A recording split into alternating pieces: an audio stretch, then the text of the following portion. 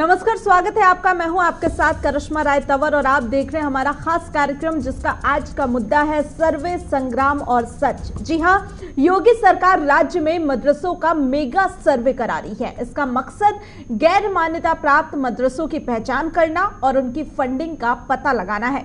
लेकिन मदरसों के सर्वे के फैसले के बाद से इसके विरोध में सुर लगातार उठते दिखाई दे रहे हैं। मदरसों को लेकर सियासी आरोपों में लगातार इजाफा हो रहा है।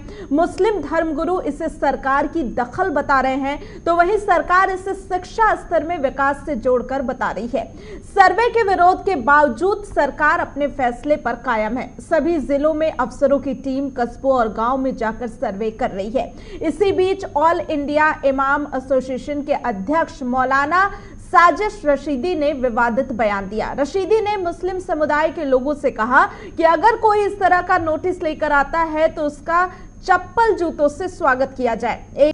तो सुना आपने सरकार के सर्वे को मौलाना रशीदी किस तरीके से धर्म के साथ जोड़ने की कोशिश कर रहे हैं और इसे मुस्लिम समुदाय के खिलाफ एक साजिश बता रहे हैं। लेकिन सर्वे को लेकर सरकार की माने तो इसके जरिए सरकार मदरसों की शिक्षा व्यवस्था में सुधार कर इसे नया रूप देने की कोशिश कर रही है। तो चलिए जानते हैं कि सर्वे से जुड़ी कुछ अहम जानकारी जो सरकार इकट्ठा करना चाहती है और आखिर सर्वे करा क्यों रही है। तो मदरसों के सर्वे में सवाल क्या है वो आपको बता दें कि मदरसों का नाम क्या होगा।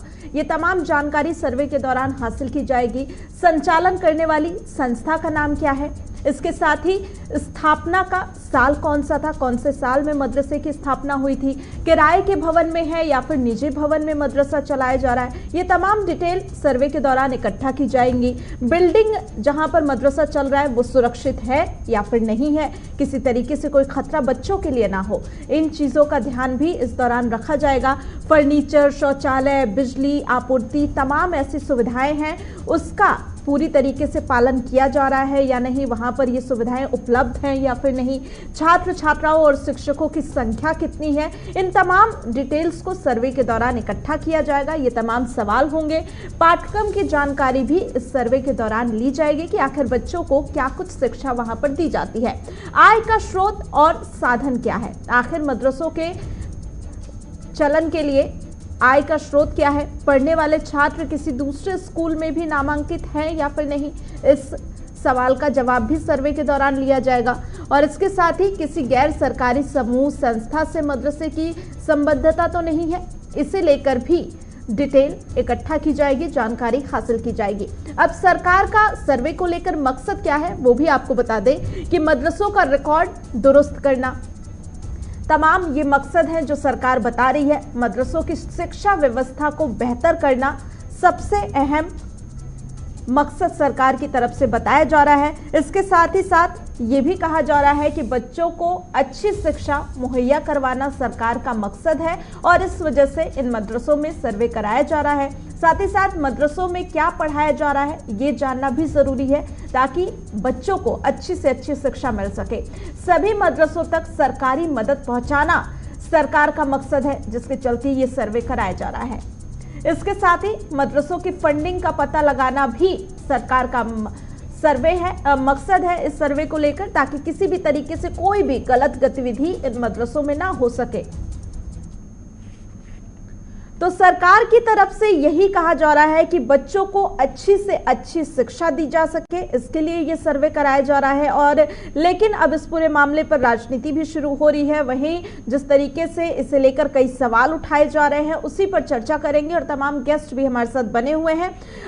सपा से हमारे साथ यश भारतीय बने हुए हैं और डॉक्टर अब्दुल मतीन मुस्लिम लीग पार्टी प्रदेश अध्यक्ष है, हमारे साथ जुड़ रहे हैं। और साथ ही साथ शशिकांत तिवारी बीजेपी से हमारे साथ बने हुए हैं। आप सभी का बहुत बहुत स्वागत है।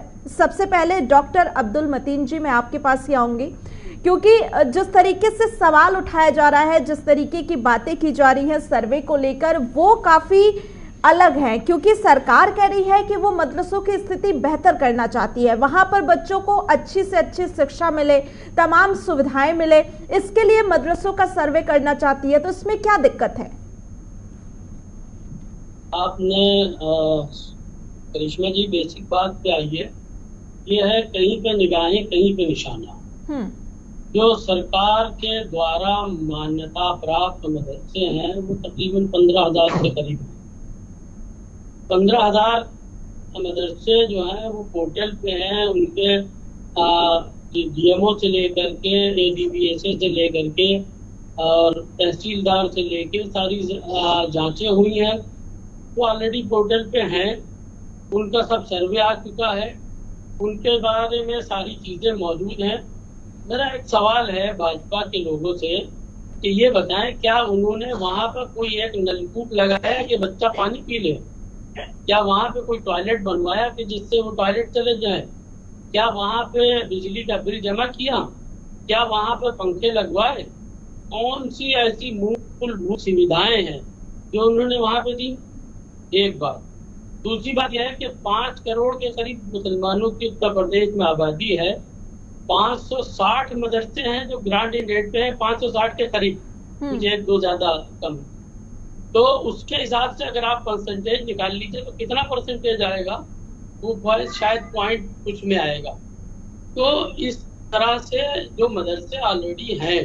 अब रही बात मदरसा मॉडर्नाइजेशन की बात है, तो जो मदरसा मॉडर्नाइजेशन जो अटल बिहारी वाजपेयी जी ने एक सपना देखा था, एक हाथ में लैपटॉप एक हाथ में कुरान, मैं ये जानना चाहता हूँ कि इन सालों में कितने बच्चों को जो लैपटॉप दिया गया है, कितने बच्चों को जो है वो वहाँ पे आधुनिक शिक्षा दी गई है।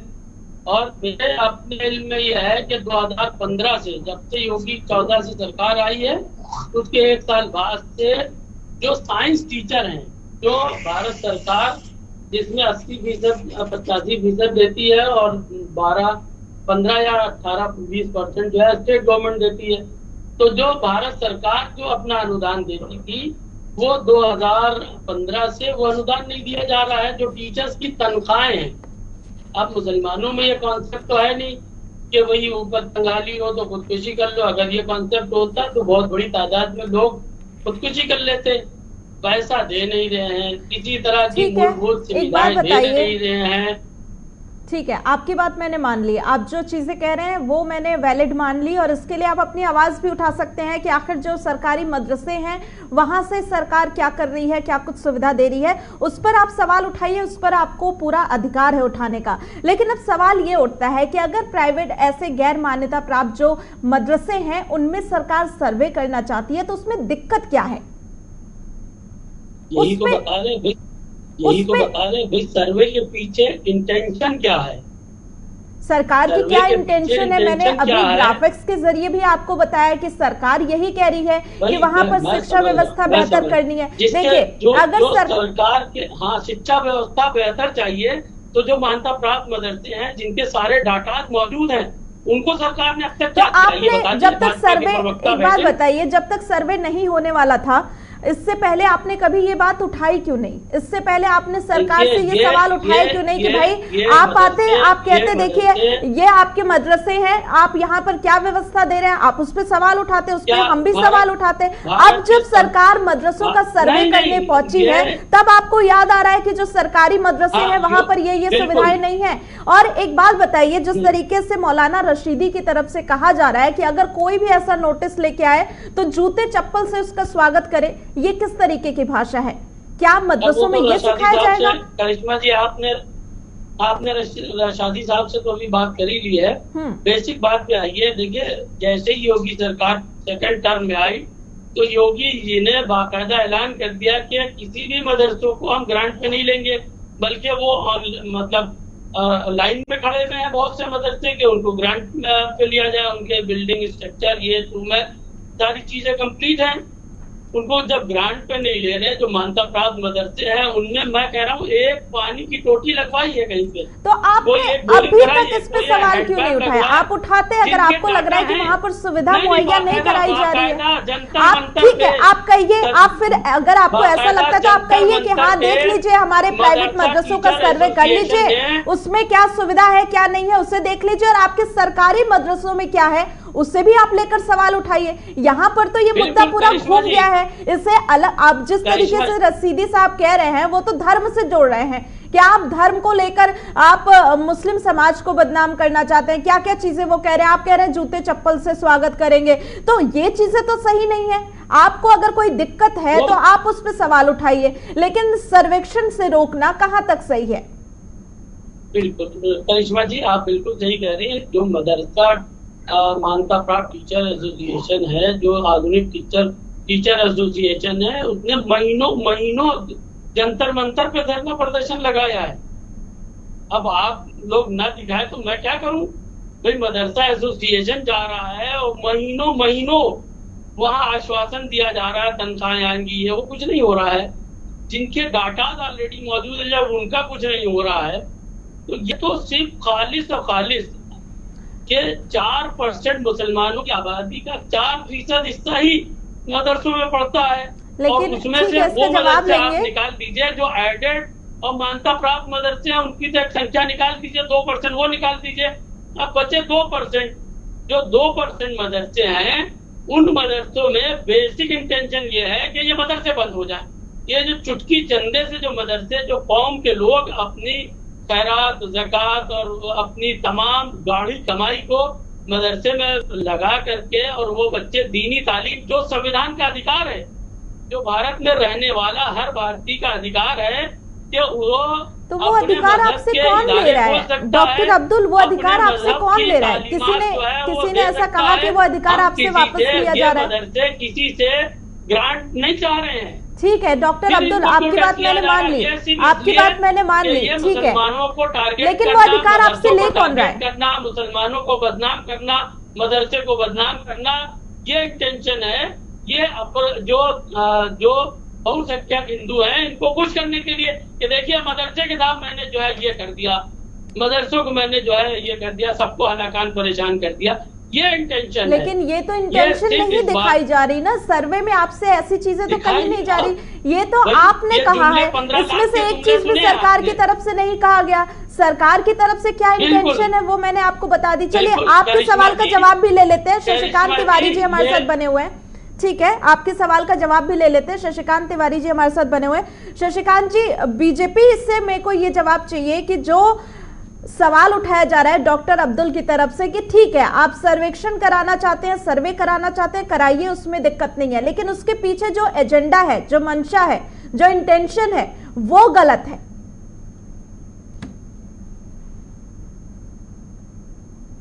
करिश्मा जी, जो ये सर्वे हो रहा, मदरसों का सर्वे हो रहा है, तो अभी ये मतीन जी ने स्वयं कहा कि अटल बिहारी वाजपेयी जी की सरकार भी स्वयं चाहती थी कि मदरसों का आधुनिकीकरण हो।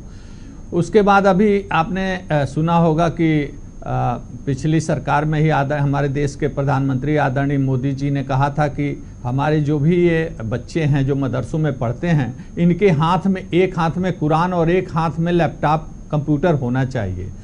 तो आज जब ये हमारी यूपी की सरकार जो सर्वे करा रही है, तो एकदम खुले एजेंडा के तौर पे सर्वे करा रही है कि भाई हम मदरसों का आधुनिकीकरण करेंगे, नियमितीकरण करेंगे। जो विद्यालय ये चल रहे हैं, जो बिना मानक के चल रहे हैं, उन गलियों में चल रहे हैं जहाँ न पानी की सुविधा है, न वहाँ पे आग लगने पे, अगर मदरसों में आग लग जाए तो वहाँ एक फायर ब्रिगेड की गाड़ी भी नहीं जा सकती है। तो इस तरीके से इनके मानकीकरण और आधुनिकीकरण के मंशा को ध्यान में रख करके उत्तर प्रदेश सरकार ये सर्वे करा रही है। लेकिन देखिए हमारे उत्तर प्रदेश में जितने भी विद्यालय चलते हैं, ठीक है शशिकांत जी, लेकिन सवाल उन्होंने ये भी उठाया कि ठीक है आप प्राइवेट मदरसों का सर्वे कराना चाहते हैं, लेकिन जो सरकारी मदरसे हैं उनमें भी इसी तरीके की स्थिति है जहां पर कोई सुविधा मौजूद नहीं है, तो वहां पर सरकार ने अब तक क्यों ध्यान नहीं दिया? ये भी तो सवाल वैलिड है।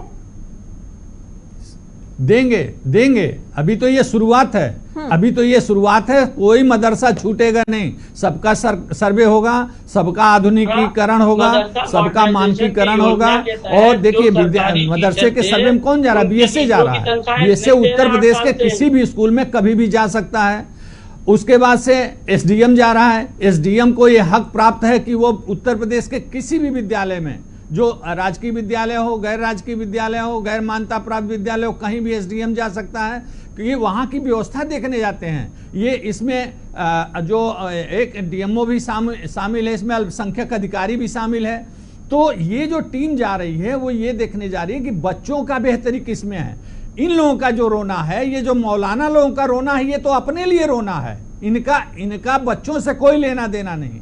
बच्चों का आधुनिकीकरण हो जाए, बच्चों का भला हो जाए, इससे इन लोगों का कोई लेना देना नहीं। इन लोगों का रोना जो है अपने लिए है कि हम मौलाना जो करते हैं पर्दे के आड़ में जो अव्यवस्था फैलाते हैं वो भेद में खुल जाए। अरे भाई आपको क्या डर है? वहां तो बीएसए ही जा रहा है, बीएसए को आप अपने मानक सर्वे करने जा रहा है। जो सवाल है पूछ दीजिए, मदरसा का नाम बताने में आप सीधा रुक करेंगे। समाजवादी पार्टी से हमारे साथ यश भारतीय भी बने हुए हैं, उनका रुक करते हैं सपा से। यश जी, मैं आपसे समझना चाहूंगी, जो सरकार योगी सरकार की तरफ से सर्वे कराने की बात की जा रही है, उसमें कहा जा रहा है कि यूपी में जो तमाम मदरसे हैं वहां पर शिक्षा बेहतरी के लिए ये सर्वे कराया जा रहा है। आप इसे कैसे देखते हैं? आपकी इस पे क्या राय है? देखिए, जो बात भारतीय जनता पार्टी के साथी ने मौलाना साहब के जवाब में दी और पूरा जिस तरीके से बात रखी कि ये मौलानाओं की दुकान है या मौलानाओं को इससे दिक्कत है, भाई शिक्षा की बेहतरी के लिए किसको दिक्कत होगी? किसी को दिक्कत नहीं होगी। लेकिन जो आपका ट्रैक रिकॉर्ड है, जो आपका व्यवहार है सरकार का, उस पर प्रश्न चिन्ह लग रहा है, इसीलिए सवालात उठ रहे हैं। आप बताइए, पिछली बार पिछले कार्यकाल में जो योगी सरकार था, जायसवाल मैडम शिक्षा मंत्री थी, बच्चों को सर्दियों में स्वेटर उपलब्ध नहीं करा पाई, पूरे सेशन में मोजे नहीं दे पाई। उन्होंने वादा किया था कि मैं खुद गर्म कपड़े जब तक नहीं पहनूंगी जब तक बच्चों को स्वेटर नहीं दे दूंगी। ये सरकारी स्कूलों की बात कर रहा हूं मैं, कि सरकारी स्कूलों को बच्चों को जब तक स्वेटर नहीं दे दूंगी तब तक मैं खुद गर्म कपड़े नहीं पहनूंगी। लेकिन वो उपलब्ध नहीं करा पाई। गाड़ी में हीटर लेके घूमती थी, जहां जाती थी वहां हीटर इस्तेमाल करती थी। बच्चों को स्वेटर देने में असक्षम रही है सरकार। आखिरी में 5वें साल ये निर्णय लिया गया जब चुनाव करीब आया कि 1400 रुपए, 1300 रुपए, 1100 रुपए बच्चों को दे दिए जाएंगे, पालकों को दे दिए जाएंगे, वो खरीद लें। तो ये सरकारी व्यवस्था को ध्वस्त करे बैठे हैं। निजी व्यवस्थाएं फल फूल रही हैं जो मान्यता प्राप्त हैं। मजबूर है एक आम आदमी महंगी शिक्षा को लेने के लिए, उसकी जिम्मेदारी कौन लेगा? सरकार लेगी या मौलाना लेंगे? व्यवस्थाएं फल फूल रही हैं, ठीक है करिश्मा जी, करिश्मा जी, मेरी पूरी बात हो जाए, मेरी पूरी बात, मैंने सारी बात सुनी, आपकी भी सुनी, मौलाना साहब की भी सुनी, अब्दुल साहब की और शशांक जी की भी सुनी। मुझे मेरी सबके जवाब दे रहा हूँ, फिर आप मेरे को जो पूछना चाहे मैं पूछेगा। ठीक है। तो ये सवाल सबसे पहले उस व्यवस्था है जो सरकार सीधे तौर पर चलाती है, नियुक्ति से लेकर हर चीज में सीधे उसका हस्तक्षेप रहता है। वो बेहतर शिक्षा व्यवस्था क्यों नहीं दे पा रही? क्यों बच्चा किसी मदरसा में पढ़ने जाएगा, क्यों किसी निजी विद्यालय में पढ़ने जाएगा? अगर सरकारी व्यवस्था अच्छी होगी तो सब लोग सरकारी व्यवस्था की तरफ आकर्षित होंगे, हर पालक सरकारी व्यवस्था की तरफ आएगा। तो अपनी नाकामयाबी छुपाने के लिए अनर्गल विषयों को उठाना, तो ये नाकामयाबी है सरकार की और इसकी निष्पक्षता पे है। दूसरा बड़ा विषय जो इन्होंने पॉइंट रखा है कि आग लगने की स्थिति में क्या होगा, तो मैं ये पूछना चाहता हूं, गुजरात मॉडल के नाम पे देश में सरकार आई और उत्तर प्रदेश में बड़ा प्रचारित किया गया गुजरात मॉडल, और पूरे देश में गुजरात मॉडल। एक कोचिंग संस्थान में सूरत जैसे विकसित शहर जो हीरे के लिए जाना जाता है, जो साड़ियों के लिए जाना जाता है दुनिया भर में, वहां एक निजी शिक्षण संस्थान, कोचिंग संस्थान के अंदर आग लग जाती है तो गुजरात सरकार सीढ़ियां तक उपलब्ध नहीं करा पाती है। ऐसी इमारत में सीढ़ियां नहीं दे पाती है। फायर ब्रिगेड तो पहुंच जाते हैं, 8-8 दमकल की गाड़ियां पहुंच जाती है, लेकिन उनके पास सीढ़ियां उपलब्ध नहीं होती हैं। तो क्या ये मदरसाओं के माध्यम से सीढ़ियां उपलब्ध कराएंगे? तो अपनी नाकामयाबी को समझे। अभी कल की घटना है, मध्य प्रदेश की राजधानी भोपाल में एक निजी शिक्षण संस्थान है बिलबोंग, जो विश्व स्तरीय शिक्षा देने का दावा करते हैं, बिलबोंग स्कूल, जिसमें लाखों फीस ली जाती है। नर्सरी में पढ़ने के वाले बच्चे से लाखों रुपए फीस ली जाती है। उस बस के अंदर कंडक्टर ने एक बच्ची के साथ में बलात्कार जैसी घृणित कार्रवाई करी है। क्या सरकार ने काम किया था? क्या सर्वे किया था अभी तक? कौन सा जिला शिक्षा अधिकारी गया था? कौन सा एसडीएम गया था? और अब मुख्यमंत्री संज्ञान ले रहे हैं उस बात को। इस समय से पहले तक क्या मुख्यमंत्री सो रहे थे? ये डबल इंजन की सरकारें क्या कर रही थी? क्यों सर्वे नहीं हो पाया था? अब मैं अपना तो सवाल आपसे करती हूं। ये सवाल उठते हैं। आप ही के सवालों पे कुछ सवाल मेरे पास भी है, आप उसका भी सवाल उठते हैं कि क्या मदरसाओं के नाम पे, मुसलमानों के नाम पे बहुसंख्यक आबादी को बरगलाना चाहते हैं? सुविधा जो उनको देनी चाहिए बहुसंख्यक आबादी को, आपने जो बोला मैं समझ कर रहे हैं। महंगाई से लोगों का ध्यान भटकाना चाहते हैं। कल समाजवादी पार्टी के नेताओं ने, विधायकों ने महंगाई को लेकर प्रदर्शन करना चाहा, सबको गिरफ्तार कर लिया। विधायक आप कह रही थी मौलाना साहब से प्रदर्शन कीजिए, विरोध प्रदर्शन कीजिए। ये सरकार विरोध प्रदर्शन करने देना चाह रही है? किसान बिल को लेकर जो 1 साल से ऊपर विरोध प्रदर्शन चला, उसके लिए कमेटी बनी थी, क्या एक भी मीटिंग हो पाई उसकी? तो ये अगर आप विरोध कर रहे हैं तो विरोध के ठीक है, परिणाम अब क्या हो आ रहा गया। है? मैं आपसे एक दो सवाल पूछना चाहूंगी, आप उसका जवाब दीजिएगा। पहली बात आपने ये कही कि निजी व्यवस्थाएं, जो निजी संस्थान है वहां पर व्यवस्थाएं सही चल रही है, आपने मदरसों का जिक्र किया।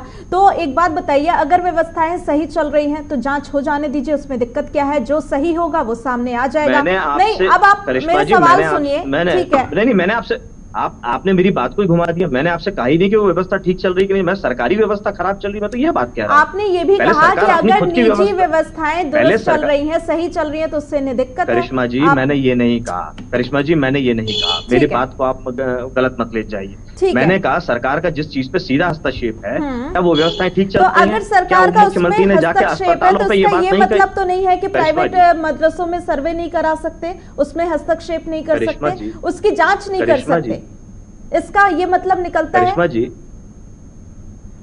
सरकार के उप मुख्यमंत्री, हाँ मैं आपकी बात का जवाब देता हूँ जी। सरकार के उप मुख्यमंत्री तिवारी जी सरकारी अस्पताल में जाके कहते हैं हमें शर्म आ रही है। ये सरकार की शर्म है ना? पहले ये खुद अपनी व्यवस्था ठीक कर ले। शर्मिंदा होने से पहले थोड़ी शर्म खा ले कि दूसरी चीजों पे आरोप प्रत्यारोप कर रहे हैं। ठीक है, आप उस पे सवाल उठा रहे हैं। एक बात बताइए, लेकिन ये मदरसों से कहां से जुड़ता है? अगर मदरसों का सर्वे कराया जा रहा है, असम में क्या हुआ, किस चीजें निकल के आई, वो आपने देखी होंगी। आप बताइए, असम में जो हुआ। नहीं, एक बात, मैंने आपको सूरत का उदाहरण दिया। मैं भी आपको उदाहरण ही दे रही हूँ ना, मैं भी तो आपको उदाहरण ही दे रही हूँ। क्यों आग लगने पे सूरत की सरकार, क्यों गुजरात की सरकार, देश के प्रधानमंत्री भारतीय साहब मुद्दे को नहीं भटकाते हैं ना? जो आज का हमारा टॉपिक है, जो आज का हमारा टॉपिक है, उस पर चर्चा करते हैं। ऐसे तो आप 50 टॉपिक लेके आ जाएंगे, फिर जो हमारे डिबेट का निष्कर्ष है वो नहीं निकलेगा। जब हम दूसरे मुद्दों पर चर्चा करेंगे तो आपको वहां पे बिठाएंगे, आप उस पे अपनी बात रखिएगा। इस समय हमारे पास एक टाइम लिमिट है, उसमें जो हमारा मुद्दा है उस पे चर्चा कर लेते हैं, ठीक है? यश भारती जी, एक मेरा सवाल ये है कि असम में जो हुआ, जिस तरीके से कुछ मदरसों में आतंकी मॉड्यूल भी निकल के सामने आए, वहां पर किस तरीके से छोटे छोटे बच्चों को आतंकी गतिविधियों में संलिप्त किया जा रहा था, ये भी आपने देखा होगा। और कहते हैं कि जब एक जगह हाथ जलता है तो बिल्ली दूध फूंक के पीती है। तो अगर उसके आधार पे अगर दूसरे मदरसों में भी सर्वे कराया जा रहा है तो क्या दिक्कत है? अगर सरकार ये तर्क भी दे रही है, आपके अगर तर्कों को ले लूं या फिर डॉक्टर अब्दुल की तरफ से तर्कों पर ले लूं, जिसका वो बार बार जिक्र कर रहे हैं कि सरकार का एजेंडा ये है, तो अगर उस एजेंडे के हिसाब से भी सरकार सर्वे करा रही है तो क्या दिक्कत है? आखिर सर्वे होगा, अगर सब कुछ अच्छा होगा, सब कुछ निष्पक्ष होगा तो सामने आ जाएगा। आपको नहीं लगता कि जो बच्चे मदरसों में पढ़ते हैं उन्हें अच्छी से अच्छी शिक्षा मिलनी चाहिए, उन्हें अत्याधुनिक तरीके से शिक्षा मिलनी चाहिए ताकि वो आगे चल सके? जिस तरीके से मौलाना रशीदी की तरफ से कहा जा रहा था कि मेरा घर है, मैं चटाई पे बैठ के पढ़ाई करूंगा। अरे आपको अकेले पढ़ाई थोड़ी करनी है, ये पूरे देश के भविष्य। नहीं, मैं आपके जवाबों पर ही आ रही हूँ, लेकिन आप सुन लीजिए कि अगर देश का भविष्य उन बच्चों से जुड़ा हुआ है तो सरकार तो सवाल उठाएगी, क्योंकि आपके भविष्य, अकेले आपके भविष्य की बात नहीं है, उसमें जितने बच्चे जा रहे हैं उनका भविष्य ही देश को डिसाइड करेगा। करिश्मा जी, मेरा जवाब, आपने असम से जोड़ लिया एक मदरसा को या 2 मदरसा को या 10 मदरसाओं को।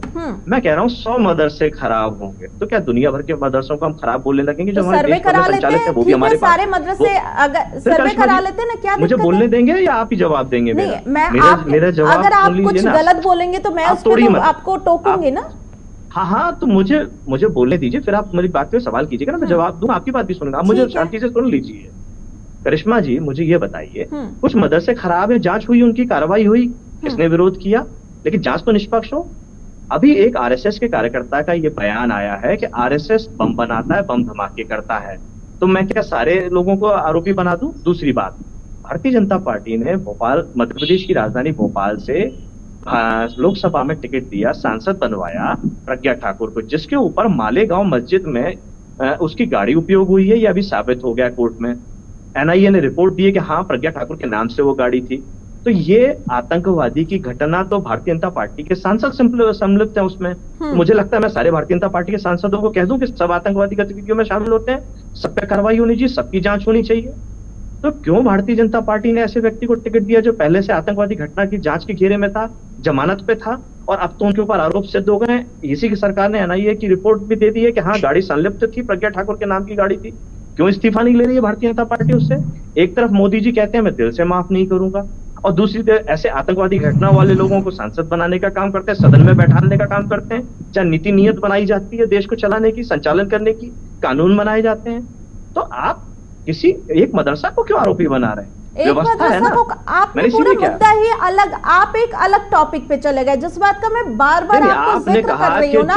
देखिए शिक्षा, एक बात बताइए, दिल्ली में एक होटल में आग लगी थी, दिल्ली में एक होटल में आग लगी थी, जिसके बाद सारे होटल की जांच की गई कि वहां पर सब तरीके से अगर आग को लेकर सुरक्षा व्यवस्था है या नहीं है। बात करी, नहीं, मैं भी आप ही जैसे आप एक एग्जाम्पल पे दूसरा एग्जाम्पल लेके पहुंच रहे हैं ना, मैं भी उस एग्जाम्पल पे आ रही हूँ। तो अगर एक मदरसे, यहाँ तो बच्चों की शिक्षा की बात है, अगर बच्चों की शिक्षा में थोड़ी भी लापरवाही हो रही है, अगर वहां पर कोई खामी है, कमी है, तो उस पर जांच होने दीजिए ना। ऐसा तो नहीं है कि भाई मदरसों को रोका जा रहा है, मदरसों में मना किया जा रहा है। करिश्मा जी, मेरी एक प्रतिक्रिया कीजिए।